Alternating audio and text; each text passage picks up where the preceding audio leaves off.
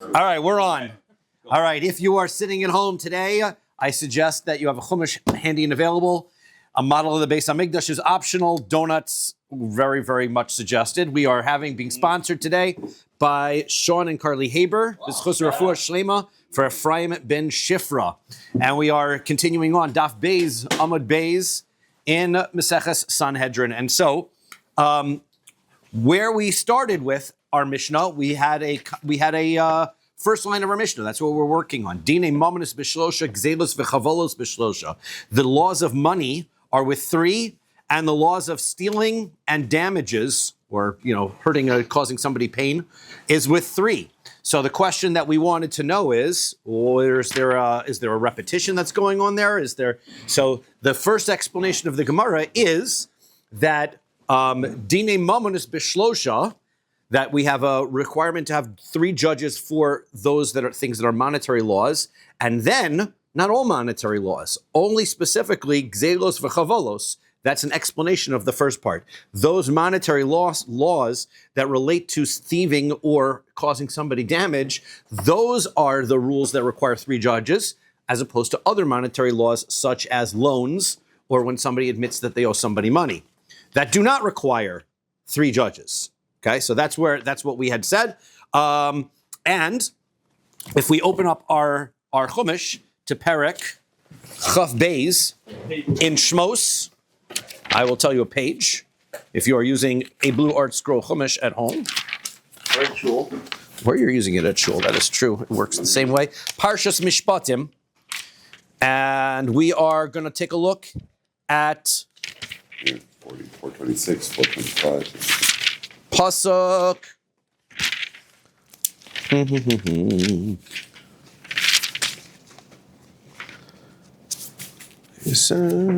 Chaf Dalid. Okay. Chaf Beis, right? Chaf Beis. Yeah, Perek Chaf Beis. Chaf Dalid, right here. Yeah. Well, before we start there, let's start with Pasuk Zion. Let's start with Pasuk Zion first. Okay. In Parshas Mishpatim, we have in rapid fire lots of different little sections related to monetary laws. Okay, so each one of these little parts, and the nice thing about the Art Scroll Chumash is that on the side, it tells you this is the laws of Shomrim. Then the next one, numbered by Pasuk Yud Gimel, a borrower, number 15, the laws of seduction, the laws of sensitivity to helpless and abandoned, the laws to extend free loans. And we go through each one of these sections here. Now, the laws that pertain to each section are written in each section, and the last thing that we had mentioned was that the laws pertaining to requiring of the judges, requiring three judges, is in the section relating to stealing, as we had read in Pasuk Zion in the 7th pasuk, that if a person claims, let's say a person loans money to somebody and the person gives him a mashkon, he gives him an item to hold on to, right? To safekeeping. This is to you are holding on this item for safekeeping for me. And then he comes back and he says, give me my item back. And the person says, oh, I'm so sorry, it got stolen. Now, we don't know whether to believe this fellow that it got stolen, or maybe he just likes it so much that he decided to keep it and told the guy that it was stolen. So if in fact it was stolen, the pasuk tells us that if it was stolen, so then the thief is going to pay double. Pasuk Zion says if there's no thief, you don't find the thief, so then the person who has the object has to come to the judges and he has to take a shavua, an oath, that he did not take it. So important to note that in Pasuk Zion and Pasuk Ches, v'nikrav ba'al bayis el ha'Elohim, Elohim means judges, not Hashem, right? So this owner of the house is going to come before the judges, and then we're going to see that it says twice more in Pasuk Ches the word Elohim, right? Again, we have it there, ki hu ze'at Elohim, yavo davar shnehem, and then it says, Arsher Yeshun Elohim, the one that the judges find to be at fault, so then Yishalim Shnayim L'rei will pay double. So we have the word Elohim 3 times, and this is talking about stealing an item. So therefore, that is our source. That's where we ended on Thursday, telling us that the source for needing 3 judges are these Elohim, these psukim 3 times. Don't if you can hold your chumash open without closing it, but putting it aside for a moment. So that is because we say, and that's where we'll pick up right? So Havamina, I would have thought, which is in the middle of a phrase, but that's what we've been talking about, just to be able to end off inside the Gemara what I was just talking about, which is 1, 2, 3, 4, 5. Well, let's start from the Gemara. 1, 2, 3, 4, 5, 6, 7 lines down in the Gemara. Havamina, I would have thought to have said, the reason the Mishnah has to tell me that specifically 3 judges is only required when it comes to laws of stealing or laws of causing damage is because I would have presumed that all monetary laws may be the same and that I need 3 judges when it comes to loans or somebody admitting that they owe somebody money. Why did the Mishnah single out laws of stealing as opposed to all of the other rules? Because the rule of requiring the 3 judges, the word Elohim, is written in that section of Parshas Mishpatim. Gzelos dichsiv, the pasuk by Gzelos as it says, v'nikrav balabayis Elohim, which we just read inside, and now chavalos, by causing damage, that's a different section of Parshas Mishpatim. It's not written there, it's written by the laws of stealing an item. So the answer is, mali chava mali chava. It doesn't make a difference whether you're talking about hurting somebody financially or hurting somebody physically. It's either way, you're causing somebody pain, and therefore they have to pay. So therefore, it's really the same thing. Those 2 things go together as a unit. So Tana, Mahen Dini Mamna. So that is the explanation of our Mishnah, as we said. What are the laws of money? Gzelos v'chavalos, the laws of money that require 3 judges are stealing and causing physical harm. Avahodos v'halvos, lo. But those rules of monetary cases that are when somebody admits and says, I owe you money, or somebody loans money to somebody else and you're judging that case, you do not need 3 judges. Okay. Ulimai. So now, when we say that they don't need 3 judges, well, what do they need? Like, what are we? What 3 judges are required when it comes to the laws of stealing, but they're not. That's not required when it comes to the laws of loans. So, what rule doesn't apply to them? So, ilema delo ba'in on shlosha. If you say that, well, when it comes to laws of this is the new stuff. If it comes to laws of loans and borrowing, so and admitting those financial loans, so those you don't even need 3 judges. You can only, let's say, for example, come to 1 person, and 1 person can judge that case for you. V'amar Rabbi Avo makes a statement, which we're going to see later on. Shnaim shadano dini mamonos. Let's say 2 judges got together and they said, we'll hold a court and we will do a monetary judgment. L'divrei hakol ein dinehem din. Everyone agrees that does not work. So clearly, when we say that the rule of 3 judges doesn't apply to loans and it doesn't apply to admissions, it can't mean literally that you don't need 3 judges. So, because Rabbi Yevo says otherwise. Ella, so rather, you know what it means? There's a distinction. Delo ba'inen mumchin. We have a new concept called mumchin. Mumchin means an expert. And we're going to talk about what are the qualifications of these experts on Daf Hey a little bit. Expert judges have a higher level of qualifications than, say, your average guy on the streets. Right? These guys know the halacha. At least we're going to say they know the halacha. There may be other characteristics and qualifications which we will discuss in the future, but these are expert judges. So now, because when it comes to loans and those guys, you could just get 3 guys together. 3 guys together, but you need 3 because Rabbi Avo says 2 is no good. I need to get 3, but they don't have to be expert judges at the level that you need when it comes to cases of stealing or when it comes to somebody getting damaged. So now, the question is, my kasavar, how are we going to understand this opinion, this person who makes a distinction between these rules, right? Somebody's going to say, okay, there's this type of monetary cases, there's this type of monetary cases. How do we understand that person's perspective? How do they look at the psukim that we're looking at in this chumash and understand the psukim? So, ikasavar eruv parshios kasav kan liboy nami mumchin. If they hold of a concept called eruv parshios, which I'm going to discuss in a second, that's why we left our kumashim open. So then you're going to need mumchin also. Let's talk about eruv parshios. When it comes to oaths, the Torah requires a very limited number of oaths. There are rabbinic oaths that got added on in circumstances. There are 3 times that the Torah says that an oath is required in a monetary case. Okay? Case number 1. we say that if two witnesses testify about something, we know that's what's going on. What if you only have one witness?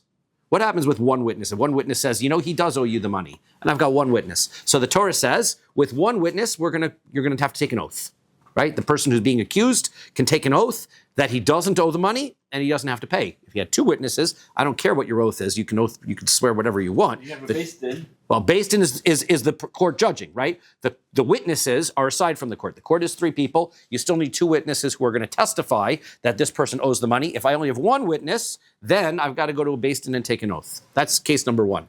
The other two cases are going to be very relevant to what we're discussing right now. Let's say somebody has an object and he hands it to his friend and says, here, watch this for me. That object is called a pikadon or a mashkon, right? Those are an item that somebody's going to be holding on and watching on behalf of somebody else. That person who's holding that item is supposed to return that item. If he says, and this was the psukim that we were talking about, if he says, I don't have it, but how do you know he doesn't have it? It's very simple for him just to hide it and say he doesn't have it. Torah says he has to take an oath that he in fact does not have it, okay?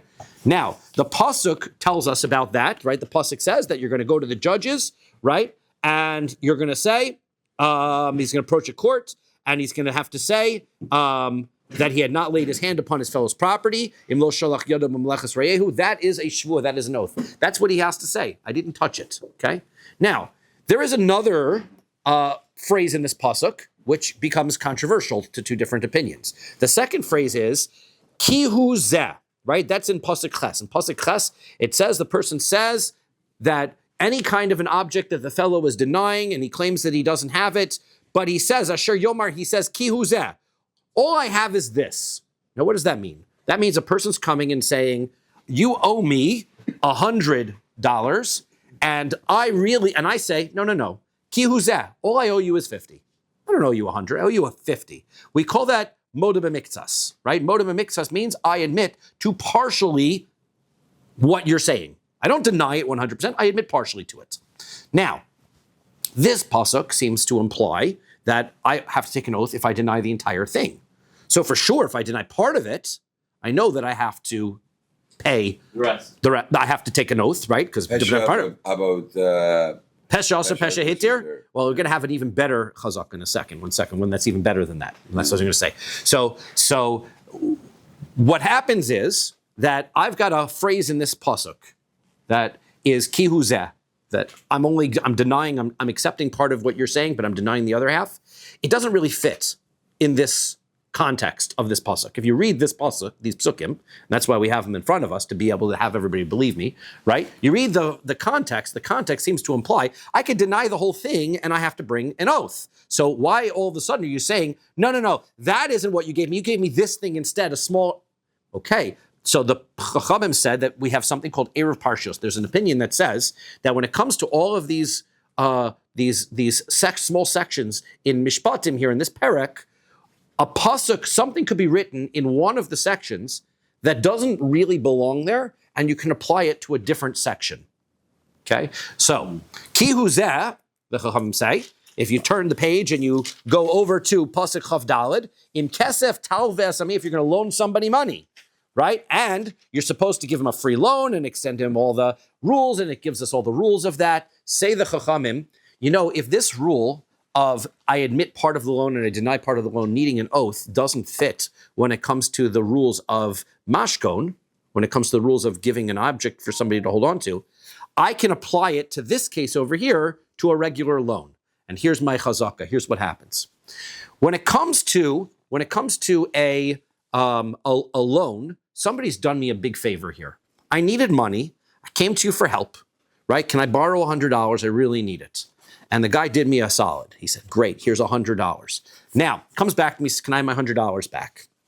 Well, the thing is that since he did me such a favor, I don't have the chutzpah, right? Ein Adam, the words of the Gemara are not the Gemara here, but Ein Adam me'is panav b'fnei lavin. A person doesn't have the chutzpah to look at the guy who just did him a favor and say, no, never happened. He's not going to deny the whole thing. You just lend me money.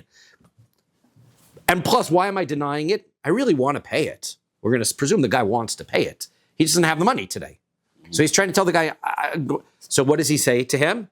He says to him, oh, no, I paid you already some of it. I'll pay you back the rest later, right? Or I'll pay you, he has $50 with him. I already paid you back 50, here's 50. He intends to give him the rest. He's only telling him this in order to say, this is all I have, right? And he knows that if he admits the whole thing, then the basis is gonna make him pay the whole thing. He doesn't have it.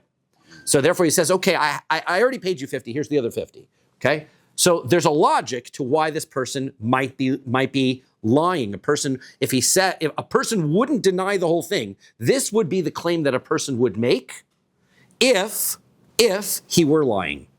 Okay, right? If he was going to deny the law, he would say, "I paid part of it," and then still agree to pay the rest. Asking the base then require him to pay it if he doesn't have it. Okay, so Sounds like Shakespeare's Shylock, a pound of flesh. yes. So the answer is, Beis Din can come in and confiscate property, right? Beis Din can say, "Well, you can't afford it, but you've got some nice candlesticks there. Let's sell those, and then you can pay back," right? So he doesn't want that, and he figures he's going to get some cash coming in later. So therefore, he's trying to just push the guy off. Therefore, the Torah says you can't do that. You have an obligation to this loan. Therefore, when somebody's moda b'miktsas, when somebody is going to admit to part of the claim, he has to take a shvuah. He has to pay for half. Okay. Now if that is the case, we really have two new oaths, right? Aside from the shvuah of one witness, we have these two other oaths. When somebody hands me an object and says, "Watch this for me," so I might deny the whole thing. You didn't do me a favor, right? I could just deny the whole thing because I can't find it. You know what? You never borrowed me. So I've been doing you a favor by watching your object the whole time. So that guy's got to take an oath. Then I have another circumstance where a guy loaned me money and I admit to part of it. Then I have to take an oath there. But in order to agree that those two oaths exist, I have to hold of something called Eruv Parshios. Eruv Parshios is my ability to take part of the pasuk Ki Hu Zeh, which is in pasuk Ches, and apply it to pasuk Chaf Daled Chaf Hey, which is about borrowing money. Can I do that? Well, that's subject to dispute, depending on how the rabbis were seeing your ability to interpret these psukim. Okay, so now, there were both ways. Says the Gemara, if you hold of this concept of Eruv Parshios, right, that you can take, again, the concept is, I can take some words from one section where it's unnecessary and move it over to another section where I could apply it to reasonably. So then what happens is, Liboy Nami Mumchen. Well, then, if that's the case, didn't we also have the rule in Pasuk Zayin and Ches about requiring 3 expert judges? So that means that I could take that section from there. I can move that over to the part about loans as well. I mean, taking sections of Pasuk Ches and moving it over to Pasuk Chaf Daled doesn't only apply to the words Ki Hu Zeh. I could take other words like Elohim, Elohim, Elohim. Take those and we'll move that over there as well, because I could apply the requirement of judges to loans as well.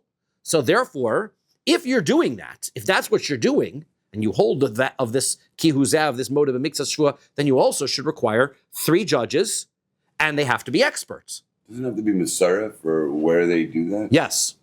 Yeah, you can't simply grab psukim and move them around. The Rabbanim who were holding of this concept were feeling that this was the Masorah that they had. This was the style that you were supposed to interpret these psukim with. So the question is, because these two psukim have been linked together, that you could transfer all the words back. Yeah, correct. It's not just these. It's either or, right? So okay, so now, Vika Savar ain't Eruv Parshas Kasav Khan. If you're the opinion that says, no, you can't do that. You can't take the words Ki Hu Zeh from this section and move it over to here. So then, Shlosha Lamali. Well, if that's the case, go take a look at Pasuk Chaf Daled. Take a look at Pasuk 24 in your Chumash. There's no place in that Pasuk that it says that you need 3 judges. Experts for sure not. Elohim is where I know that they have to be experts. In other words, those two things go together. In Pasuk Zayin and Ches, it says the word Elohim 3 times. That's our source. So since it says the word Elohim 3 times, I know 2 things. I need 3 judges, and they had better be experts. At the Pasuk Chaf Daled, it doesn't say anything about judges. So therefore, one way or the other, either I believe that I can transfer information over, in which case the 3 judges have to be experts, or I don't transfer anything over, in which case I don't even need 3. I don't need experts, but then I don't need 3. So what is it? So the answer is, Liolam Kasavar Eruv Parshas Kasav Kan. Really, The answer is that we're holding that you can take these Elohim, the requirement of 3 expert judges, and move it over to the section which has to do with loans. And really, mi deoraisa, from a Torah perspective, you do need 3 judges, and they do need to be expert, even in the case of loans and admissions. But now, why is it that we just said our Mishnah holds that you don't need these expert judges, if the pasuk seems to imply that you do? Mishum de Rabbi Chanina. The answer is because Rabbi Chanina told us the reason. It was a later rabbinic enactment, which is, Da'amar Rabbi Chanina says, Davar Torah, from the Torah's perspective, Echad dini momenis v'echad dini nefashos. He tells this in another circumstance. He says that there is a rule. The rule is, and this is going to be a rule that's very important for us in Sanhedrin, the rules of courts that apply to corporal punishment and capital punishment are the same rules of courts that apply to monetary punishments. Okay? It's the rules of the courts essentially stay the same, unless the Torah specifically tells us otherwise, which we're going to see sometimes it does. But one example is bedrisha ubechakira. We're going to have a process of interrogating witnesses. We don't have lawyers in the Jewish court system. The judges do all of the investigation.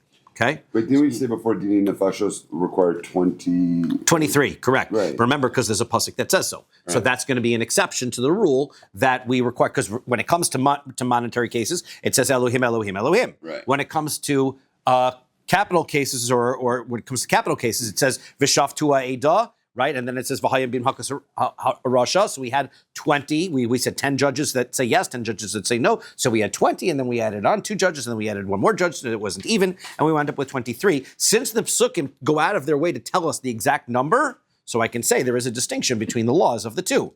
But otherwise, by default, it's going to be the same.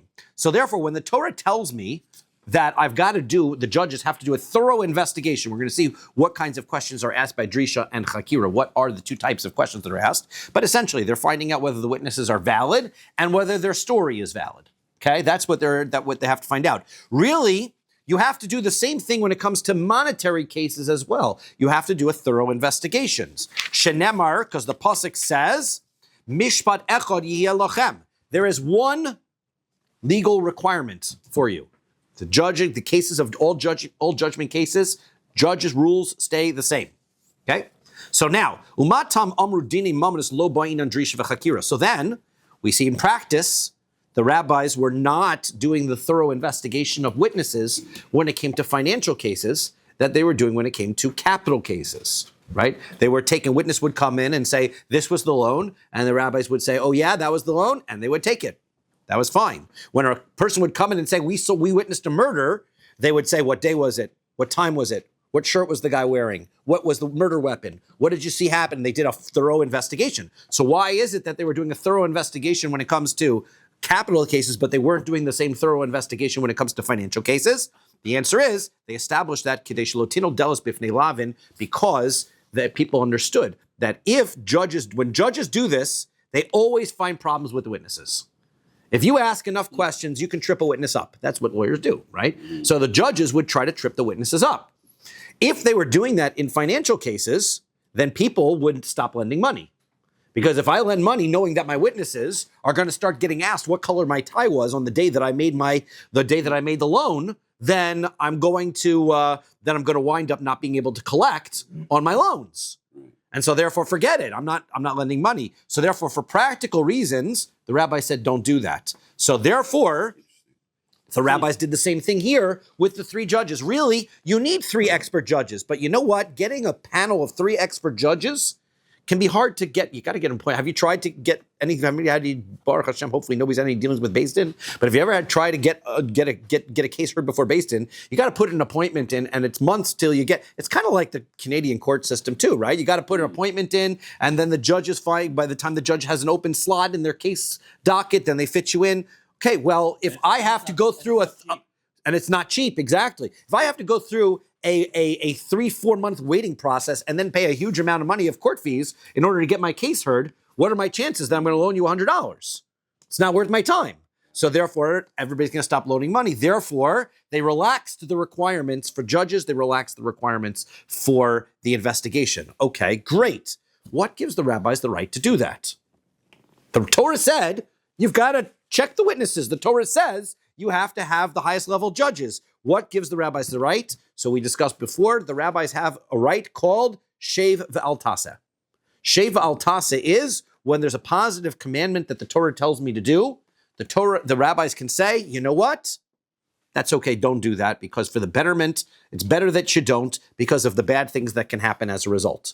So, for example, don't blow the shofar when Rosh Hashanah falls out on Shabbos, because we're concerned that somebody's going to carry the shofar to be able to learn to practice blowing the shofar, and that's going to be a violation of Shabbos. Therefore, even though it's a mitzvah in the Torah to blow the shofar on Rosh Hashanah, we're not going to blow it on Shabbos. How about Yom Kippur? Yom Kippur, you don't blow the shofar, so you don't have to worry about it. But on Rosh Hashanah, when it's a mitzvah to blow the shofar, right? That's that's what we're going to be worried about. Now, okay, that's one potential answer. Problem is, this isn't exactly a mitzvah, right? Where's the mitzvah here? I got to judge and find the rules of the case. The rabbis have another power. The other power the rabbis have, and this is the Rishonim are deal with this issue. What gives the rabbis the right to this? The rabbis have another power. The other power the rabbis have is called hefker based in hefker. Hefker based in hefker means that the rabbis have the right to take money from one person and confiscate it without any other reason other than the fact that three rabbis got together and the Torah gives them the right to be able to control the monetary system. They can, for example, it sounds crazy, right? But what gives the government the right to give you a $50 speeding ticket? The answer is the government has the right to say, this is a bad thing for you to do, and I'll confiscate your money without your permission to be able to make sure that you don't do it. Basin has that right. Consequence. That's correct. Basin has the right to take money from this person and say, it's not your money anymore. Taxation is not that. Right, correct. That's what the idea is. And that gives the Basin has the right to do that, okay? The Basin has the rabbis have another situation and circumstance, but it wouldn't apply in this case, that they can also change laws, just because to be full and complete about the topic is that we have, when the rabbis judge that keeping a mitzvah or doing something in its proper way will destroy the Jewish people, we have what's called eis lasos hefirus orasecha, that because there's an emergency circumstance, the Torah a mitzvah can be ignored. That doesn't apply in this case, because obviously there's no threat to the Jewish existence. Like what? Like, for example, the Torah Shabal Peh, the oral laws are not supposed to be written down. But Rabbi Yehuda HaNasi was worried that they were going to forget the oral law, and therefore he came and established a written version of the oral law in the Mishnah, and that was written down, and that became acceptable. So despite the fact, and it was this famously the explanation for why he was able to do that is Eis lasos Hashem hefirus orasecha, that it was a time that the Jewish people were going to wind up losing out significantly. So they said, put this law aside in order to be able to accomplish the greater good. Okay, so now back inside, we're on the third line. Elameata ta'o lo yishalmu. So if that is the case, right, now that you've now suggested that these three unqualified judges are going to judge your case, so and they have permission, right? They're not doing the wrong thing. I get three guys in my shul and say, look, I would like to be able to collect my loan. They could do it, right? So since they're acting with permission, we presume that if they make an error in judgment, they are indemnified. Because why would somebody become a judge knowing that I'm going to get sued when I make the wrong case, right? Because I'll go to these three guys, say, you judge my case. They'll judge my case, and I say, you guys got the law wrong. I'll go to Beis Din, and then the judges are going to have to pay me back for messing up the case. So therefore, they established that the judges are indemnified. They cannot be prosecuted for false judgment. You said they're unqualified. What makes them unqualified? That they didn't go through a smicha process, right? Which we're going to say, we didn't go through the qualifications yet, but they didn't go through a process that certifies them as knowing all the laws, and there's going to be other elements to it as well. Which I'm leaving it intentionally vague because it comes up. They have certain qualifications. They have qualifications. They can't be like Larry Curly. No, I'm not sure that they can't be. We'll see the Gemara. It's not so sure that they couldn't be Larry Curly and Mo. That is a Three Stooges reference for those at home. Yes. Even today, we're considered the Rabbanim of today are not under proper smichas moshe. We have smicha, let's not. Yes. So we will. Yes, correct. Now, so therefore, he says, well, if I'm going to get any three guys judging my court case, so then kol shekei nata noel delos bifnei lavin. Well, how's that going to work for your lending? If I know that any three guys are going to judge my case Why would I lend money to anybody? The three guys might judge my case wrong, and I will have no recourse to go to the judges and get my money back. So the answer is Ihachi tarti ktani. So he says, if that was your interpretation, right? If that was how to explain this case, so I'm sorry. El meata tolo yishamu. So I'm sorry. The way the Gemara says, if it is the case that they're operating with permission, so they should not have to pay, indemnify, and protect the judges. The answer is no. If you indemnify the judges, kol shekinato noel dels b'fnei lav, and then for sure you're going to stop people from lending. So therefore, these judges are not indemnified. They can judge a case, but if they are found to have messed it up, then you can sue them, right? So therefore, judges are acting at their own risk, right? You can sue the judge? You can sue the judge. That is what we're saying, right? Since they're not experts, if they volunteered for service and they mess up, right? So then, right? So therefore, only people who sort of know and are pretty confident in their case, they can serve as judges. How can they be a judge Or if they should don't know serve what as they're doing? judges. Some of them don't know. Sorry? How can they be judged if some of them don't know what they're doing, or they could make a lot of mistakes? Because you need people. There's a lot of loans, there's a lot of economics. So you just need more judges. So therefore, some of them are not going to. We're going to see that the fact that there are three of them, well, I don't want to give anything away. But the fact is that, yes, we have a problem now that we're going to have the ability to get unqualified judges. It creates a problem, which we're going to have to solve. So who would volunteer to be a judge like that? Knowing that you're going to get sued, right? Yeah. So you need insurance. Yeah. Malpractice. Yeah, that's where the answer, right? You should get insurance. I would recommend everybody get insurance, right? Because that's correct before judging. Yeah. So okay, so now, Ihachi, if this is your explanation, okay, this is the explanation we have now. We've gone through all this time. We've got a good explanation. 3 judges by Mamonis.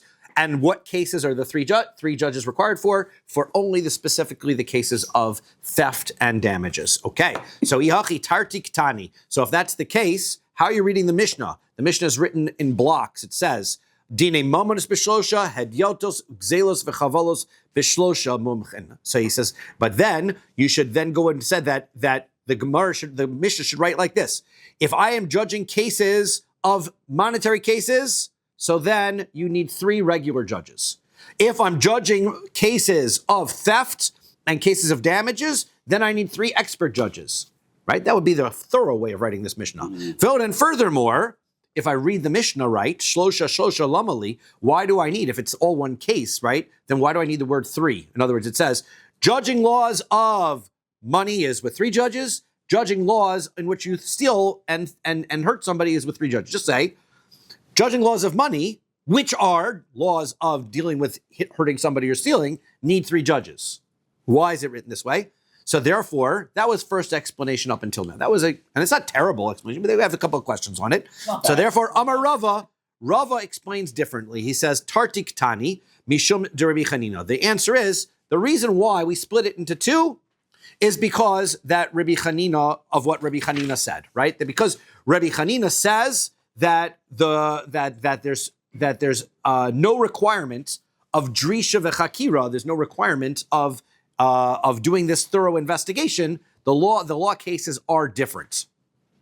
Okay, so it is. So he says it's 2. So he reads it. Rava reads this as tarti ktani. That we're going to read this as 2 separate cases. There are dine mamonis, and they require only regular judges, and they require no drisha v'chakira. And then there are cases that require expert judges, right? Second group, they require expert judges, and that's a different case. Okay? Now, that's what Rav says. Rav Acha Brei de Rav Ika Amar, Rav Acha, the son of Rav Ika, says, Mido Raisa Chad Nami Kosher. He says, no. This whole rule, right, we said that really, we're going to take the 3 judges by Pasuk Ches, and we're going to apply it to Pasuk Chaf Daled, right? We call that Eruv Parshias. Says Rav Acha, Brei de Rav Ika, forget Eruv Parshias. This is going to be according to the opinion that does not hold of Eruv Parshias. So therefore, if there's no Eruv Parshias, how many judges are required in laws of borrowing? 1, right? That's all you need is 1, right? Shenamar's Pasuk says, where's the source for 1 judge? It's not written there, you need 1 judge, because the Pasuk says, Betzedek tishpot amisecha. You should judge your nation with righteousness. That is a singular phrase. You should judge. Therefore, a single judge is all that's required. So therefore, now, the problem is going to be, and does he have to be expert? No, because the word Elohim is what told me he had to be expert. That's not written in this pasuk either. So really, says Rav Acha Breder Rav Ika, the most lenient position we've had so far, these cases only require one simple guy. One guy can come to court and say, here's my contract. Does it look right? And one guy can look at it and go, yeah, that looks right. He owes you the money. And according to the Torah, that's all that's needed. Even if he doesn't have experience? Even without any experience, which creates a problem. Ela mishum yoshve kronos otu betlosa. The problem that we have is the one guy that I get may be Mo, Larry, or Curly. So therefore, how do I ensure that I am not going to have a mess up? The answer is I'm going to require rabbinically there to be 3 judges. Now, in practice, at the end of the day, what are both of them requiring? 3 non-expert judges. But they're coming about it from 2 sides. One saying, really, you're required to have 3 expert judges, but we're going to say only you don't need the experts because it's going to be hard to find them. This side is saying, really, you only need 1 non-expert judge. But if you get 1 non-expert judge, we're going to have a problem, and that is that the one non-expert judge could rule your case wrong. But it's only referring to the second batch of cases. We agree all of this with where the word Elohim was. That is correct. Yes. So that's correct. When it comes to Xelos and Chavolos, that for sure you're going to need 3 judges, and they got to be expert. Not Dine Nafashos. Okay. This is Dine Halvos, right? The loans and admissions. So Milo Havu. So he says, but plus Milo Havu Yoshve Krono. So how does that help you? Mo, Larry, and Curly are 3 guys. And they could all be guys who don't know what they're talking about. So the answer is, you pick 3 Jews, you won't find 1 guy who knows the halacha. That's a nice thing to say, right? Hopefully that's true. You'll find 3 guys, somebody won't be that bad. Elamiyata, what about this? But if that's true, ta'olo yishalmu. So if they make a mistake, right? So then they won't have to pay. Kol shekei dinafisha yoshve kronos. So then you're going to get a lot of people volunteering for judging service because they know they're off the hook. So my ikka bein Rava l'Rav Acha, Braid Rav Ika. So what is the distinction between these 2 people, right? In other words, at the end of the day, 3 non-expert judges are sufficient. So what's the difference? De Amar Shmuel says, Shnayim shadanu dinehen din. Really, the issue is what Shmuel says. If I get 2 judges who sit down to judge, is that acceptable or not? So according to the opinion, it says really you need 3 judges, and we were lenient and allowed them to be non-expert. 2 judges is not acceptable. So they wouldn't hold of this statement of Shmuel. The other side that says, really, midorais, you only need 1 judge. Therefore, 2 judges would be acceptable, but we want 3 because that's best practice. But 2 would really be acceptable. So this statement of Shmuel makes the difference. Really, shnaim shadanu dinayim din, if you get 2 people that sit together, their judgment is valid. Elosh nikru based in chotzav. They're just called a based in which is chutzpahdik because they did not follow through on the rabbinic requirement to have the 3rd guy. L'Rava leis le de Shmuel. Rava's going to say, Shmuel is wrong, right? You need 3 judges, right? L'Rav Acha Breder Rav Ika. Rav Acha Breder Rav Ika says, Isli de Shmuel, that he's right, because you only really need 1 judge. So therefore 2 is better than 1. It's not as good as 3, but it's still okay. Now, next line in the Mishnah. Okay, we're up to more lines in the Mishnah. Next line in the Mishnah is Nezek v'chatzi nezek, right? If you're going to be judging damage cases or half damage cases. Half damage cases, we said, were circumstances in which your ox, which is presumed to be relatively peaceful, damages some other person's property, and now you only have to pay half damage rather than the whole damage for the first couple of times that happens. Okay, so now, Gemara wants to know, Nezek hainu chavolos. Damages, that is exactly what we said was chavolos, when you hurt another person. So that's one of the things you pay. When you hurt a person, you pay their doctor bill, you pay damages. Damages is one of the things you pay. Why is the Mishnah listing it separately when it was already included?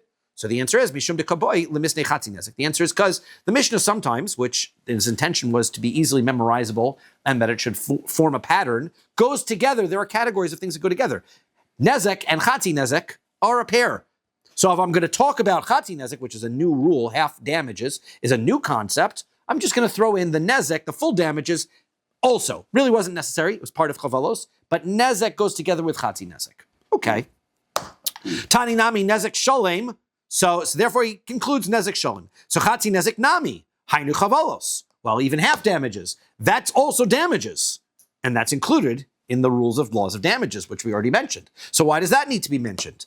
The answer is tana mamona uktani knasa. The answer is there's 2 types of damages here. There's type of damage called monetary damages, and then there's a type of damages called punitive damages. Monetary damages is when I cause you a loss and I have to pay for the damage I caused.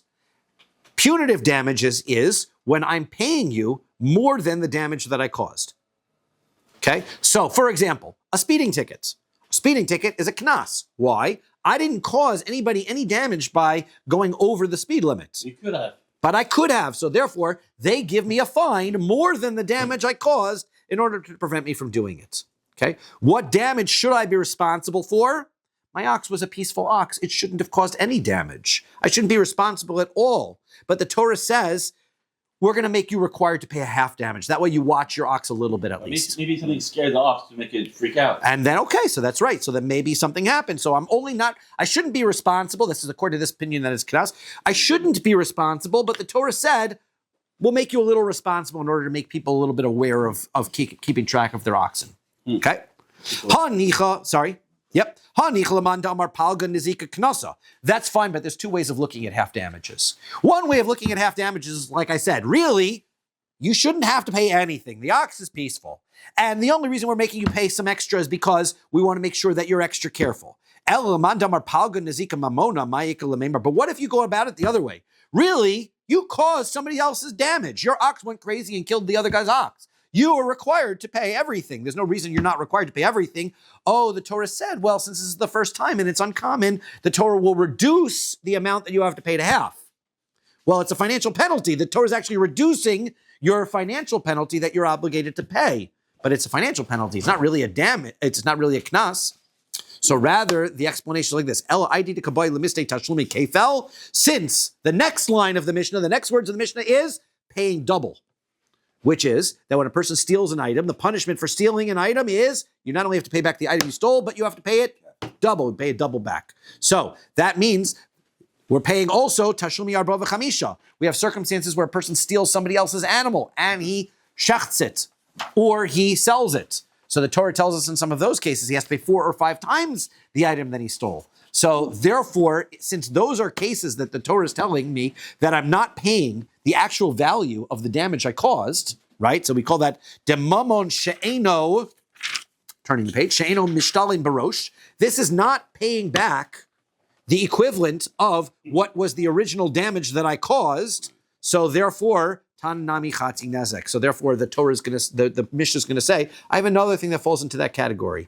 Half nezek. No, half nezek is when I'm actually reducing the amount that I pay, but nevertheless, it's not equal to the damage. Therefore, the Mishnah first says, since I'm going to tell you about these other ones where you're going to pay more than the original damage, I'm also going to mention a case where you pay less, and then because why? Because it's money that isn't equivalent to the amount that was the original damage. But could be put under punitive, can it not? It is. It is punitive. Yes, it is. But chatzi nezek is not necessarily. But we're changing the category. The category is not punitive. The category is paying not the same thing as what the damage is. So now that I brought in the knas cases, and now that I brought in all the cases where I'm not paying what I originally damaged, so I'm going to bring in chatzi nezek because it's also not what I originally damaged. I'm only paying half. And then vaydi dekabai lemistei chatzi nezek. Once the Mishnah is going to bring in the case of paying half damage for an ox that isn't usually a damaging ox, so then tananami nezek, the Mishnah is also going to throw in the case of nezek to be complete. So therefore, it's nice. Everything falls into a nice pattern. It says nezek because I'm going to talk about chatzi nezek. It says chatzi nezek because I'm going to talk about kefel and arba v'chamisha. Okay, now shlosha minolan. Let's go back to our question about exactly our judges. Where is the source? And we had to discuss this already. What is the source for 3 judges? Because the Tanur Rabban and rabbis learned v'nikra of balbais Elohim. The pasuk says that the judges. This is pasuk Zion that we have in front of us, that the owner is going to come to the judge. Harei kanechad, that's one judge. Ad Elohim, he's going to come to the judge. That is in pasuk Ches. Yavo, so that's Yavo davar shneim. Their thing should come before the judge. Harei kan shnayim. That is the second judge. Asher yashi'un Elohim, the one that the judges find to be guilty. Harei kan shlosha, that's 3. Divrei Rabbi Yoshia. Now, that was the one that we had brought so far. That's Rabbi Yoshi's opinion. Rabbi Yonasan Omar, Rabbi Yonasan says, no. Rishon Techila Namar, Vein Dorshan Techilos. Rabbi Yonasan has a rule. Whenever the Torah says something for the first time, it's not extra. Because if it didn't write it that first time, you wouldn't know the rule at all. So at least you've got to know there's a rule of an expert judge in the first place. So therefore, you don't have the first one to count. If I'm going to count how many, I'm going to learn from the fact that I need 3 extra cases. I don't have 3 extra because the first one is not extra. So therefore, Ella ad Elohim yavo davar shnehem harei kan echad. So the second time it's written really counts as the first extra case. And Asher Yershu and Elohim, Harekan Shnaim, that counts as the second extra one. Ve'ain based in Shakel. And he says, well, where do I get the third judge from? Because we have a rule. You can't have an even number of people on a court. Therefore, Mosif and Aleit Olechad, we're going to add one more judge. Harekan Shlosha, that's going to give me my 3 judges. That's how he learns it. Now, Nema, what is the difference between these two opinions? Bedosh and Tchilus Kamiflagi. Let's say the argument is whether you look at the first one as extra or not, and whether you can learn to count one judge from that or not. Demar Savar Dorsh and Tchilos, Demar Savar Dorsh and Tchilos. One says that first one you can count, and the other one says you can't count it. No, that is not factually the issue. Everyone agrees that that first one you can't count as extra. Rav Yoshia says, the fact of the matter is there's another word for judge that's more common in the Torah, and that is the word shofet. A shofet is a judge. That's what it should have written. My El Elohim. Why does the first time, why does it use the phrase El Elohim? Shma mina leminyana. It's a unusual phrase. And the reason, and therefore, since there's an unusual phrase, that one can also be counted as an extra usage, and that gives me 3.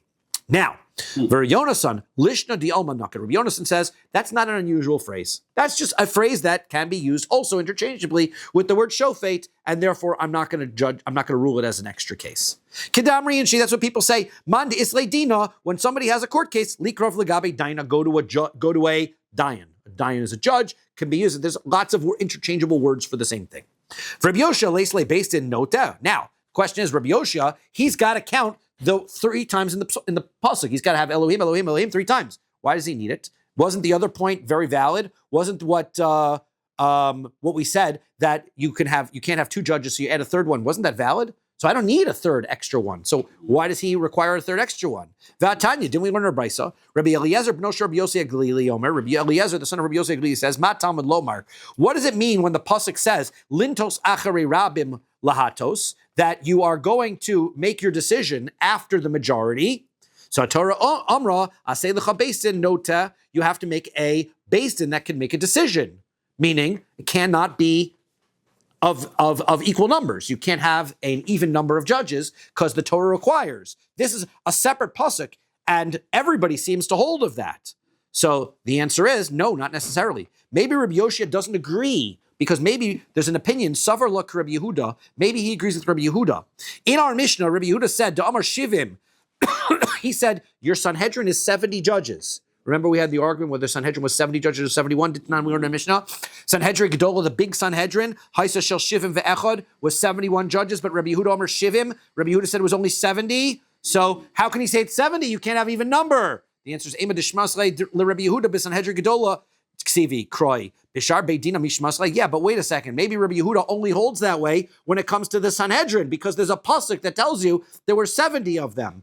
There's a special pasuk. Normally, that's not the case. The Sanhedrin is an exception to the rule, right? Because Rabbi Yehuda has the rule. You can't have an even number of judges. Okay, but the Sanhedrin, the pasuk tells me that it needs to have 70 judges. So therefore, the Sanhedrin can have even. But no other court. So how can Rabbi Yoshia agree with that? V'chitema lo shna, you're going to tell me maybe there's no difference. Maybe every court can have the same number of judges. V'atnan, we learn in Mishnah.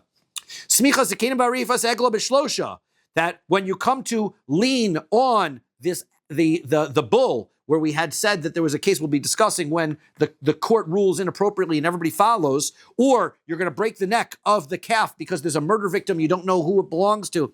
So those court cases, we said, Bishlosha, you need 3 judges. Div Rabbi Shimon, that's what Rabbi Shimon said. Rabbi Yehuda, Rabbi Chamisha. Rabbi Yehuda says, you need 5 judges. And we said, my time with Rabbi Yehuda, why does Rabbi Yehuda say you need 5 judges? Because if you look at the psukim over there, V'samchu shnayim, it says they will lean on the animal. That's 2 judges. Ziknei, the elders, plural again. Shnayim, that's another 2. Vein based in Shakel, Mosifim Leito Lechad. And Rabbi Yehuda is the one who says, this is the most important part, that you cannot have an even number. So if I have 2 plus 2, that means I have 4 judges. Can't leave it 4 because you can't have an even number. So therefore I'm going to add an extra 1. That's the 5th. Harekan Hey.